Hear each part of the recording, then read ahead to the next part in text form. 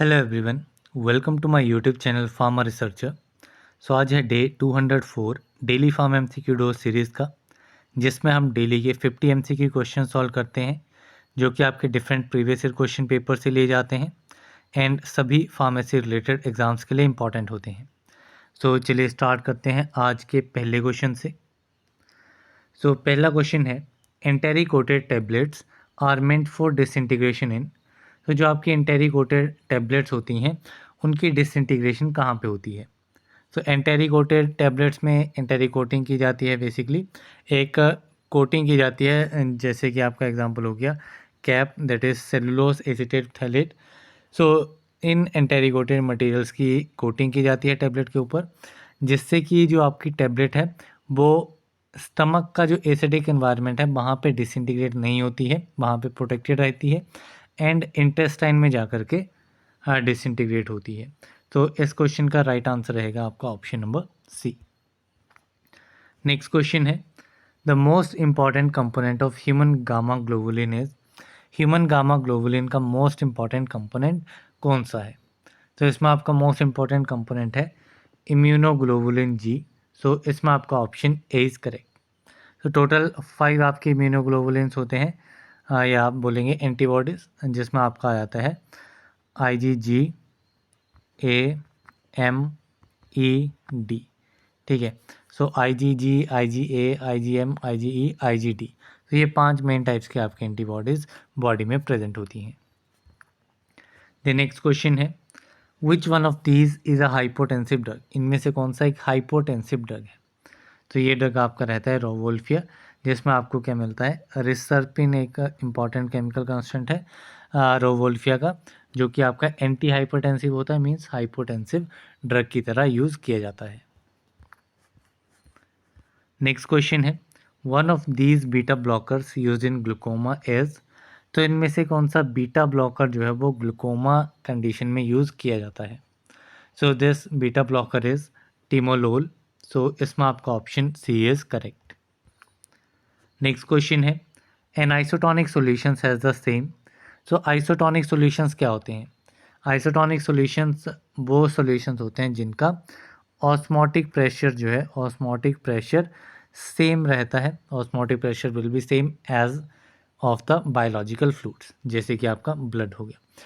तो isotonic solutions जिनका same osmotic pressure है एज ब्लड। अगर किसी सॉल्यूशन का ऑस्मोटिक प्रेशर ज़्यादा है तो ज़्यादा के लिए आपकी टर्म यूज़ की जाएगी हाइपरटोनिक, एंड यहीं पे अगर कम है तो कम के लिए आपका टर्म यूज़ की जाएगी हाइपोटोनिक सॉल्यूशंस। नेक्स्ट क्वेश्चन है, separation of the tablet into 2 और more distinct layers is. Tablet की सेपरेशन हो रही है 2 या फिर 2 से ज़्यादा डिस्टिंक्ट लेयर्स में। It is a type of defect and this defect is known as lamination. इसमें आपका ऑप्शन सी इज़ करेक्ट। दूसरा एक आता है आपका capping. Capping and lamination defect होते हैं। कैपिंग में भी आपका टैबलेट जो है वो 2 पार्ट्स में डिवाइड हो जाता है। टैबलेट की जो बॉडी एंड हेड होता है वो आपका दोनों लेयर्स जो हैं वो सेपरेट हो जाती हैं। नेक्स्ट क्वेश्चन है, coca, opium and hemp come under. Coca, opium and hemp ये किस एक्ट के अंडर आते हैं? They comes under dangerous drugs act या फिर narcotic and psychotropic substances act. इसमें आपका option A is correct. Next question है, hepatitis is characterised by. Hepatitis basically क्या होता है? हेपेटाइटिस आपका लीवर में जो इन्फ्लामेशन हो जाती है, that is known as hepatitis. इसमें आपका option C is correct. Different types के आपके हेपेटाइटिस होते हैं। द नेक्स्ट क्वेश्चन है, surgical dressings are sterilized by. Surgical dressings की स्टरलाइजेशन किस मेथड के थ्रू की जाती है? It is done through moist heat sterilization, जिसमें आपका ऑटोक्लेव काफ़ी इंपॉर्टेंट इक्विपमेंट है, इसका यूज़ किया जाता है। Option D is correct. Next question है, the sweetening agent commonly used in chewable tablet is. Chewable tablets में कौन सा स्वीटनिंग एजेंट जो है मोस्ट कॉमनली यूज़ किया जाता है? This sweetening agent is mannitol. Option C is correct. Next question है, इंडियन बेलाडोना कंटेन्स अल्कलॉइड। तो इंडियन बेलाडोना में कौन सा अल्कलॉइड जो है प्रेजेंट होता है? तो इंडियन बेलाडोना इसमें आपका अल्कलॉइड प्रेजेंट होता है एट्रोपिन। तो इसमें आपका option A is correct. Next question है a gas use for fumigation is. तो फ्यूमिगेशन के लिए कौन सी गैस का यूज़ किया जाता है? So this gas is sulfur dioxide. So option C is correct. Next question है Orestil is the Latin term for। Orestil term, so ये क्वेश्चन भी आपका काफ़ी बार इस साल पूछा गया है। तो Orestil जो है ये लैटिन टर्म यूज़ होती है आपकी ईयर ड्रॉप्स के लिए। तो इसमें आपका option B is correct. Next question है सेल्ब्यूटामोल इज। तो सेल्ब्यूटामोल क्या है? It is a bronchodilator drug and ये आपका non catecholamine and beta agonist होता है। तो इसमें आपका option A is correct. Next question है sulphur is used in the treatment of. तो सल्फर जो है वो किस कंडीशन में यूज़ किया जाता है? So it is used in the treatment of scabies, जो कि आपकी बेसिकली स्किन एलर्जी हो जाती है, स्किन कंडीशन है। सो इसमें आपका option D is correct. Next question है route of administration for heparin and warfarin is. So heparin and warfarin के लिए रूट ऑफ एडमिनिस्ट्रेशन क्या है? तो ये क्वेश्चन भी आपका काफ़ी इंपॉर्टेंट है। कभी कभार सेपरेटली पूछा जाता है हिपेरिन का क्या रूट ऑफ एडमिनिस्ट्रेशन है, वारफरिन का क्या है। तो इस क्वेश्चन में आपका दोनों का एक साथ पूछा गया है। तो हिपेरिन जो है वो आपका इंट्रावेनसली दिया जाता है एंड वारफरिन जो है वो आपका ओरली दिया जाता है। सो इसमें आपका करेक्ट आंसर क्या रहेगा? Correct answer will be option number A. The next question है Hetrazan drug is used in. तो हेट्राजन ड्रग किस कंडीशन में यूज़ होता है? तो हेट्राजन ड्रग क्या है? It is basically brand name लिखा गया है यहाँ पे। It is a brand name किस ड्रग का? The drug is diethylcarbamazine. ठीक है, एंड डाई इथाइल कार्बामाजीन किस कंडीशन में यूज़ होता है? तो it is use in the treatment of filariasis. Drug of choice आपका फिलेरियासिस के लिए होता है diethylcarbamazine whose brand name is Hetrazen. Next question है poisonous drugs are covered in. So poisonous drugs जो हैं वो किस शेड्यूल के अंडर आते हैं? So they are covered in the schedule number E. So option A is correct. Next question है OTC drugs are. So OTC क्या होते हैं? OTC are the over the counter drugs. Over the counter means ऐसे drugs जिनको without prescription भी जो है purchase किया जा सकता है। सो इसमें आपका ऑप्शन डी करेक्ट रहेगा, that is OTC drugs are basically the non prescription drugs. So option D is correct. Next question है disposable plastic syringes are sterilise by. तो डिस्पोजेबल प्लास्टिक सिरिंजेस जो है ये कैसे स्टरलाइज होती हैं? तो इनके लिए स्टरलाइजेशन मेथड गैसीय स्टरलाइजेशन जो है उसमें यूज़ होता है एंड गैसीय स्टरलाइजेशन में आपका इथाइलिन डाइऑक्साइड जो है इथाइलिन ऑक्साइड जो है इसका यूज़ किया जाता है। नेक्स्ट क्वेश्चन है dissolution rate can be determined by. तो डिसोल्यूशन रेट को कैसे डिटरमाइन किया जाता है? तो dissolution rate is determined by the Noyes Whitney equation. So इसमें आपका option C is correct. Next question है polymer solutions are examples of. So polymer solution जो है these are the examples of colloidal dispersions. So इसमें आपका option C is correct. Next question है emulsions are destabilize when they are. So emulsions कब destabilize होती हैं? ठीक है, सो इमल्शंस जो हैं जब इनको हीट किया जाता है उस केस में जो है इमल्शंस आपकी डीस्टेबलाइज हो जाती हैं। सो इसमें आपका option A is correct. Next question है full form of BCS is. So BCS की फुल फॉर्म क्या है? So BCS is biopharmaceutical classification system. So इसमें आपका ऑप्शन ए इज करेक्ट। तो BCS क्लासिफिकेशन आपकी बेसिकली मेनली 4 मेन टाइप से इनको क्लासीफाई किया जाता है based on solubility and permeability.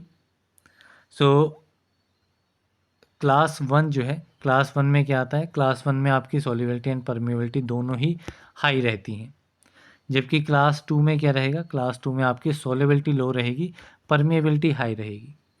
वहीं पे क्लास 3 आती है तो क्लास 3 में आपकी सॉल्युबिलिटी जो है वो आपकी हाई रहती है एंड परमिएबिलिटी जो है वो आपकी लो हो जाती है।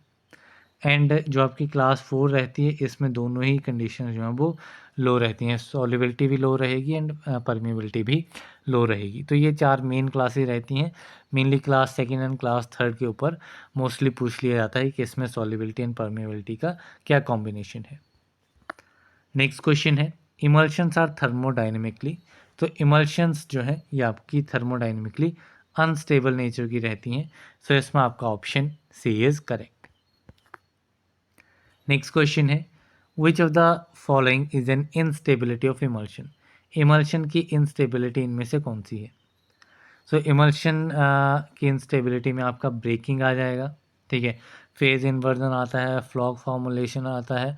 सो ये आपके डिफरेंट क्रीमिंग आ जाता है। तो ये सारे आपके क्या हैं, इनस्टेबिलिटीज़ रहती हैं इमल्शंस की। Mottling, uneven surface picking, these are the tablet defects. Next question है, ethylene diamine tetraacetic acid EDTA is a type of ligand. तो किस टाइप का लिगेंड है आपका EDTA। तो ये क्वेश्चन आपका GPAT में भी पूछा गया है एंड कुछ आपके फार्मासिस्ट एग्ज़ाम्स में भी पूछा गया है, जहाँ पे आपका फार्मा केमिस्ट्री जो है वो रहता है सब्जेक्ट। सो EDTA जो है ये आपका हेक्साडेंटेट लिगेंड है। सो इसमें आपका option D is correct. Next question है, lyophobic colloids are also called as. तो लाइफोबिक कॉलोइड्स को सॉल्वेंट हेटिंग भी कहा जाता है, ठीक है। फोबिक आएगा तो phobic means hating and philic आएगा तो philic means loving. Next question है, Brownian movement is exhibited by. तो ब्राउनियन मूवमेंट कौन एग्जिबिट करता है, सॉल्यूशन, सस्पेंशन, इमल्शन और कोलॉइड। तो ब्राउनियन मूवमेंट आपकी कोलॉइड के थ्रू एग्जिबिट होती है। तो इसमें आपका option D is correct. Next question है, which of the following liquid dosage forms requires a sterile formulation. ठीक है, इनमें से कौन सी ऐसी लिक्विड डोजेज फॉर्म है जिसको स्टेराइल होना जो है वो इम्पॉर्टेंट रहता है। So eye drops, spray applied to skin, shampoo, oral syrups. So इसमें आपकी जो आई ड्रॉप्स हैं they require to be a sterile formulation. So option A is correct. Next question है, in term pH, H indicates. So pH में H के indicate करता है, pH is power of hydrogen. PH क्या होता है, pH is power of hydrogen. तो इसमें एच डिनोट करता है हाइड्रोजन को। तो इसमें आपका ऑप्शन ए जो है वो करेक्ट आंसर रहेगा। बेसिकली पीएच की बात करें तो ये आपका सिंपली नेगेटिव लॉग होता है ऑफ हाइड्रोजन आयन कंसंट्रेशन। तो ये फार्मूला भी जो है इस फार्मूला के ऊपर भी क्वेश्चन पूछ लिया जाता है। सो इस पर्टिकुलर क्वेश्चन का आंसर होगा आपका option number A, hydrogen. Next question है, which vitamin serves as reducing agent. तो ये मैंने आपको पहले ही बताया हुआ कि रिड्यूसिंग एजेंट कौन सा विटामिन एक्ट करता है। So this vitamin is vitamin C, that is ascorbic acid. So option C is correct. Next question है, in which of the methods the material is kept stationary and an object moving with high speed strikes the material in order to reduce its particle size. ठीक है, कौन सा ऐसा method है जिसमें material को जो है वो स्टेशनरी रखा जाता है। ठीक है, ये आप मान लो ये सरफेस है, यहाँ पे आपने मटेरियल को स्टेशनरी रख दिया।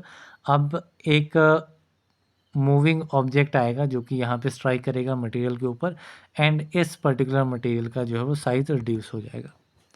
सो ये प्रिंसिपल आपका क्या रहता है, so this principle is impact method. So option B is correct. Next question है, dose dumping is a problem in the formulation of. तो डोज डंपिंग जो है वो किस टाइप की फॉर्मुलेशन के साथ प्रॉब्लम देखी जाती है। तो dose dumping is seen with controlled release drug products. So इसमें आपका option D is correct. Next question है, the fluid energy mill is also known as. तो फ्लूइड एनर्जी मिल को jet mill, micronize, ultrafine grinders, ये different नाम्स जो हैं वो आपके फ्लूइड एनर्जी मिल के हैं, जो कि आपका साइज रिडक्शन के लिए यूज़ की जाती है। इम्पैक्ट एंड एट्रिशन दोनों प्रिंसिपल पे काम करती है। सो इसमें आपका option D, all of the above is correct. Next question है, average time period for phase 2 clinical trials study is. So phase 2 clinical trial study जो है इसके लिए एवरेज टाइम पीरियड जो है वो कितना रहता है। तो एवरेज टाइम पीरियड जो है वो अप टू 2 ईयर्स रहता है। सो इसमें आपका option C is correct. Basically अभी जितनी एडवांसमेंट्स आ रही हैं आर्टिफिशियल इंटेलिजेंस में, कंप्यूटेशनल सॉफ्टवेयर काफ़ी बन रहे हैं, तो उसके थ्रू जो है वो ये काफ़ी टाइम जो है वो अभी रिड्यूस होने लगा है। जैसे कि कोविड की वैक्सीन आई थी तो उस केस में भी काफ़ी जो टाइम है वो काफ़ी कम लगा था। नेक्स्ट क्वेश्चन है bioavailability seen after drug administration by direct intravenous route is. So intravenous route IV route से अगर ड्रग को एडमिनिस्टर करवाया जाएगा तो उस केस में बायो अवेलेबिलिटी जो है वो कितनी रहेगी।